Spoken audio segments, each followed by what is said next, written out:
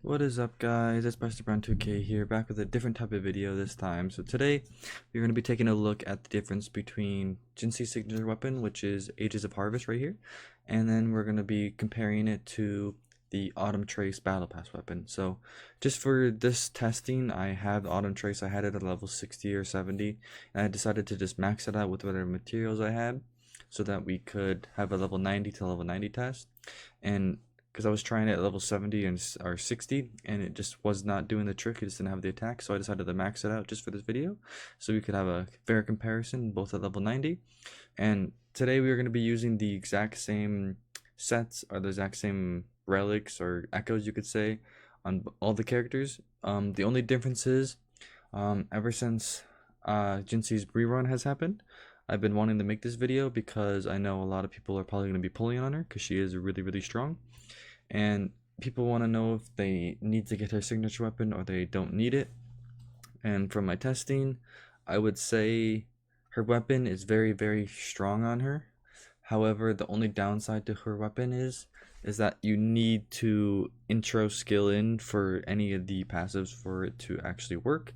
So that is one of the downsides to it. However, when you're playing Jinshi, you're pretty much not going to you're really not going to use her unless you're introing in. Like, that's like, it's just getting the basic attack combo into her her enhanced state. It's just so much faster to do it with an intro skill. And I also do have, this is, take this with a grain of salt, I do have E2 or an E1 Jinshi, so my skill does about 100 more damage than it did before I got her E1. My Jinshi was doing about 300k with the signature weapon. Now it does about 400k. So take it with a grain of salt. My numbers are going to be a lot higher than yours unless you get E1 as well. I just got E1 because Jinshi is just by far my favorite character, and I just want her to be absolutely future proof. As you can tell, I do have the skin for her, so it's at 416k damage. So like, before I was doing like 300k to maybe like 320k to 330k depending on sometimes the crit, and then I'm using Verena. Obviously if you use Shorekeeper, the numbers are going to be higher, but my other teams are just way weaker than this team, so that's why I go ahead and just use Verena on it, and because of the coordinated attacks. So it's up to you. If you use Shorekeeper, it is a lot better. So then we're going to go on to the Autumn Trace, as you can tell. And then we will be going over all the stats for all the characters at the end. I'll go over the sets too. So we're going to switch it off the Autumn Trace. As you can tell, it is level 90. You have slightly less crit rate. I think you have 4% less crit rate with Autumn Trace. And the weapon passive, I forgot exactly what it does. It is extra damage, I believe, extra attack on basic attacks or heavy attacks. I'm not sure exactly what it is.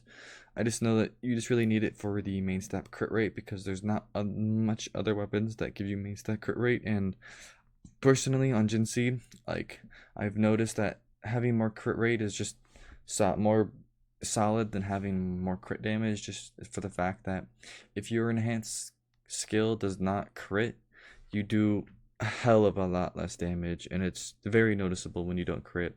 You can tell you don't crit because you just don't do the damage you think you're gonna do. And on Jinshi, I feel like just hitting the crit is way more important than the crit doing more damage when it crits. And I don't know if you've been seeing my series on my friend's account. Zhang Liao has a lot of crit damage, but not much crit rate.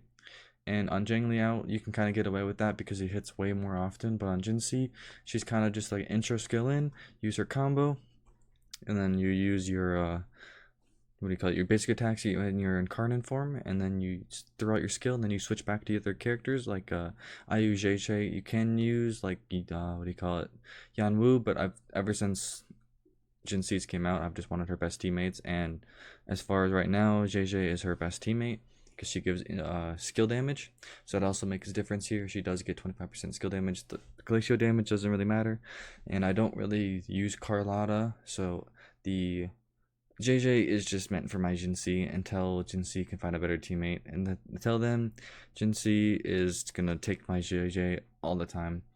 And as you can tell, with the Autumn Trace, you're not doing that much less damage. As you can see right here, there's enhanced skill, about 300k, so you'd probably be doing about like 200k without E1.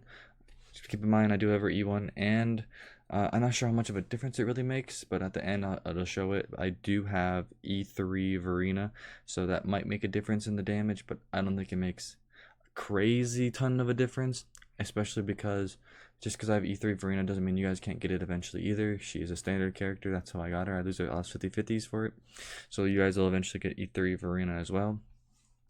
And then we're about to get here. So here it was really close. I almost didn't make it. So as you can tell, I just got a full bar from my JJ coordinated text 281k, and then I ended it with an alt. This new skin is really beautiful, and that ends that. So then we're gonna go ahead and show you my ending or all my characters, and then we'll go ahead and end this video. I think I show JJ's set. Let me know if you guys want me to make a video on JJ's set, because I'm using that new coordinated attack damage set. I believe it is slightly better, but we'll see. I can make a comparison. And then, as you can see, E3 Verena, and then I do have E1 Jinshi. So thank you guys for watching. Hope you guys enjoyed. You guys have a great rest of your day, and a great weekend.